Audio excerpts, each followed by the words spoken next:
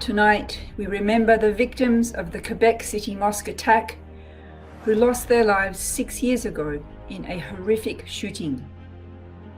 And protesters in the US have taken to the streets after a video emerges of Tyre Nichols being fatally beaten by the police. Hey, man! Hey, bro! Watch out! Watch out! Watch out!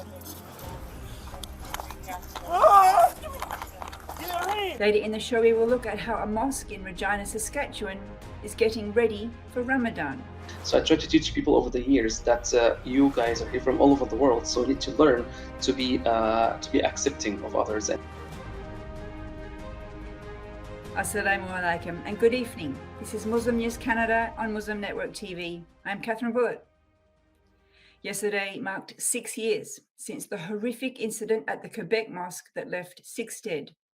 On January 29th, a gunman entered the Islamic Cultural Centre of Quebec City as worshippers had just offered the evening prayers. He opened fire, killing 6 of them and severely injuring 5. 40 people were present at the time. Prime Minister Justin Trudeau and Quebec's former Premier called the incident an act of terrorism. January 29th was designated as the National Day of Remembrance of the Quebec City Mosque attack and taking action against Islamophobia. Ceremonies in Montreal and Quebec City Mosque were held to remember those who lost their lives in the horrific event. Kitchener, Ontario City Hall and Carl Zaher Square were lit green to commemorate the lives lost 6 years ago. The return of former alleged ISIS members is causing trauma and fear to Yazidis who have resettled in Canada. They are pleading with the government not to bring them back. Before resettling in Canada, Yazidis were killed or enslaved by ISIS. There are 1,200 Yazidis residing in Canada. At the start of this month, the federal government announced it would repatriate 19 Canadian women and children and 4 men held in Kurdish-run camps in Syria. According to the detainees' lawyers, there is no evidence they were part of ISIS. If there is, they say, they should be tried in a Canadian court. Islamic Relief Canada has published a report which examines the extent to which Islamophobia has penetrated the Canadian labour market. Based on the experiences of the lives of nearly 700 Muslims, the main findings show Islamophobia has a negative impact on the career development of Muslims. Based on surveys and interviews, the report shows that Islamophobia is gendered and systemic. Visibly, Muslim women have reported being the most targeted. 71% of Quebec respondents cite Bill 21 as the reason they face discrimination beyond the workplace. Over 67% of participants say they have experienced formal discrimination at the workplace. Protests have erupted in the US after police released video of Tyre Nichols' fatal beating and arrest in the state of Tennessee. Hundreds of protesters closed the bridge in Memphis where the arrest took place. Demonstrators asked for justice for the 29-year-old black man who died on January 10, 3 days after the arrest. The video shows 5 now former Memphis Police Department officers initially pulling over Nichols. The officers throw him to the ground, try to cuff him, and use a taser before Nichols escapes and runs away, but is later caught and beaten. Nichols is kicked, punched, and pepper sprayed before his body goes limp. Murray Hogman's History of Muslims in Canada notes the arrival of Syrian Lebanese Muslims in Saskatchewan in the early 1900s. Professionals from South Asia arrived later in the 1960s, and the community built its first mosque in 1982, a real little mosque on the prairie. To learn about how the Islamic Association of Saskatchewan's mosque in Regina has grown since then, how it's getting ready for Ramadan, we welcome Imam Mohammed Mustafa Abdul Sattar, who has an honours degree from Al-Azhar, a PhD from the Graduate Theological Foundation University in the US, and the Imam at the Islamic Association of Saskatchewan. Thank you for joining us. Assalamu alaikum. Wa alaikum salam, Dr. Kathy. Thanks so much for the invitation. Appreciate it. It's our pleasure. We know that the Islamic Association Regina Mosque is famous. I think it appears in Zaka Nawaz's shows, and she has been a guest here. But today we're going to learn about the real mosque, not the fictional mosque. Tell us a little. So we know that these Syrian Lebanese came like in the early 1900s, and then South Asians in the 60s. Is that the main makeup of the community there, or has it become more diverse over time? Yes, it has become more diverse over the time. Today, the majority of the community is from the India and Pakistan and Bangladesh, right? But we have a lot of Arabs have been coming recently, especially from Syria and some other parts of the world, like Egypt, for example. I have a lot of Egyptians as well now in the community. Um, yeah, but the majority is South Asian, and actually the management of the mosque is all South Asian over the years. Sometimes you find one board member, for example, is an Arab, but the rest of them are still South Asian. What do you know? What draws people to Regina in particular? I think job opportunities. I think so. Maybe like I myself, when I applied for the imam position when I was back in Egypt, that was 10 years ago, and I failed to find a position anywhere else except in Saskatchewan. Yeah, maybe it's the imams, and finding a job, and also the cost of life is very cheap here compared to other parts of the country. I think that must have been a bit of a shock. I'm not sure what winter is like there, but I'm sure it's not like Egypt. What was that first year like? Incredibly hard. Yeah, it's still hard until today. I got to -50 the first year I came, and people were just making fun of me that I brought the cold with me from Egypt. I came in November. Actually, it was the beginning of the we're heading towards the winter. Yeah, it can be very, very cold here. It's always -20, -30, but today's a nice day. It's just -4. Oh, I see. Just.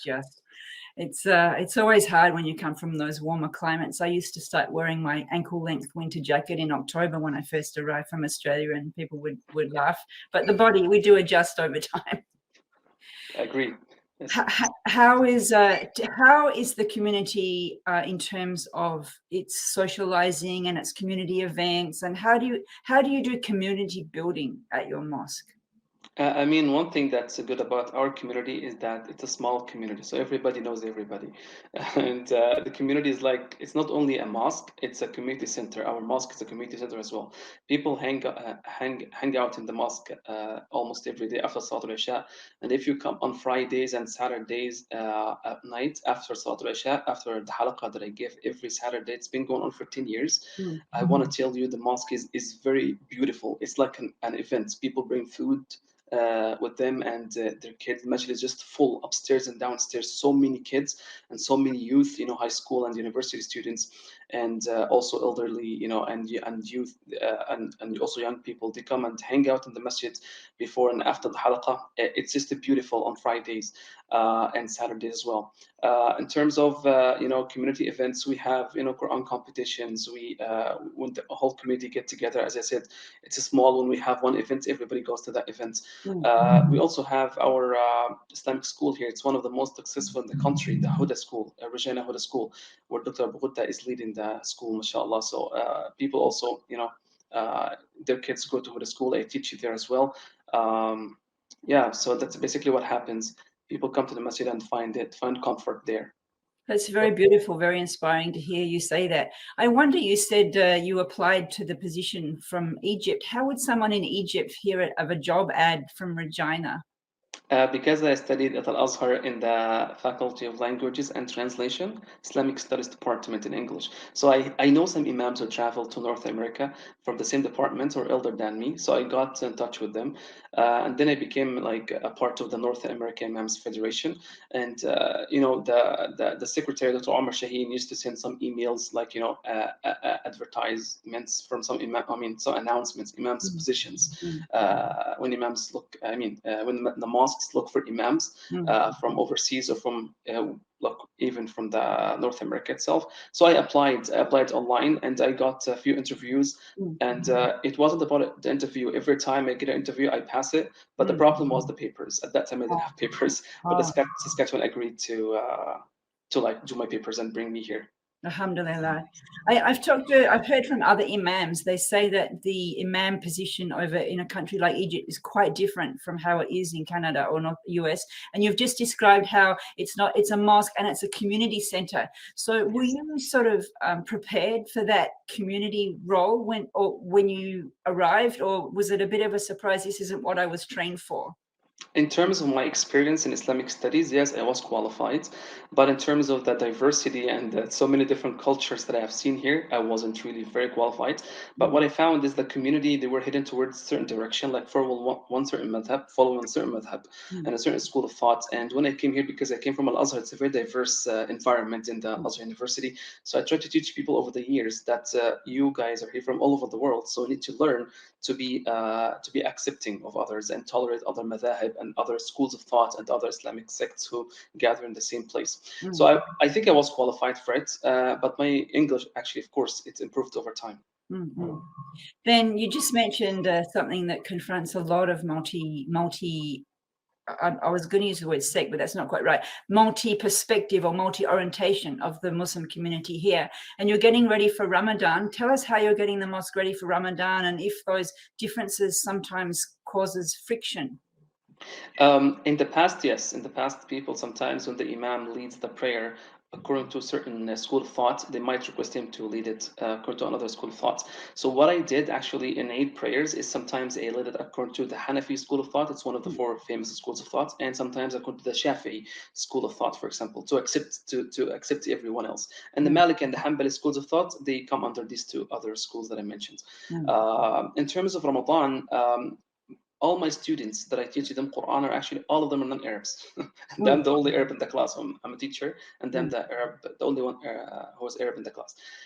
So my students actually they come from South Asian background.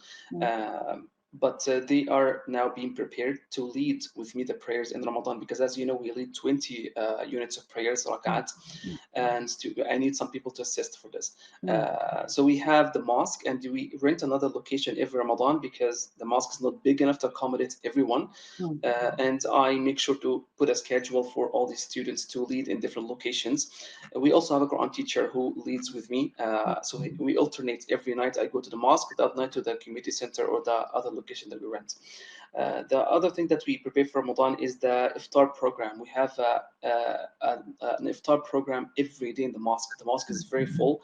We get 150 people approximately every single night, and in the weekend we can get over 200 people. The masjid is very beautiful in Ramadan. I love it in Ramadan. That is one of the biggest reasons why I'm still here in the city. Everybody's eating together, and then after between the night prayer and the tahajjud prayer, which is later at night also, before the dawn prayer, people gather and they have tea together, snacks, pray together, and then we pray the dawn prayer together. And then also we prepared the masjid to receive applications for people who want to do i'tikaf, which is seclusion inside of the masjid in the last 10 nights of Ramadan. So basically it's a iftar program. When we break our fast together, it's leading the Tarawih prayers. And for the schools, they all stop during the month of Ramadan. We don't have any schools in the month of Ramadan, only worship and focusing on worship. That sounds so grueling in a way, so much work. You must need an army of volunteers to feed 150 people every day. That's right. We have committees, like different committees with this, social committees, the educational committee, religious committee, and I'm almost a part of every committee as an imam. So the social committee are the ones who take care of the iftar or the breaking the fast program in the mosque. And we have maintenance committee always they have to fix, because kids always play in the mosque and they basically destroy it. So we need to renovate all the time, and that's through our maintenance committee as well. So we'll organize in our mosque. Now, when you lead prayers, you're doing it from memory, and 20 rakats, 20 units of prayer, that's a lot of Quran. What do you do to prepare for that, just personally?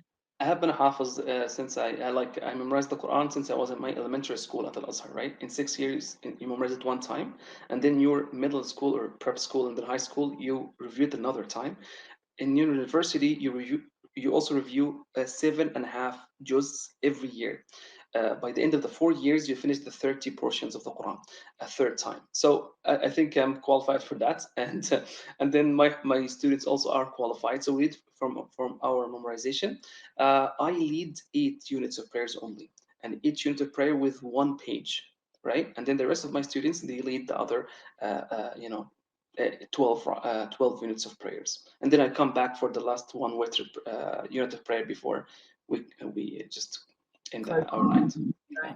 And well, we're out of time, but it's really interesting to learn about your association, and we wish you all for the upcoming Ramadan. Thank you for joining us. Thanks so much. My pleasure. Appreciate that. Assalamu alaikum. Wa alaikum salam to Allah. Thank you for watching. If you like what we do, please share, like, and subscribe. Stay safe and God bless.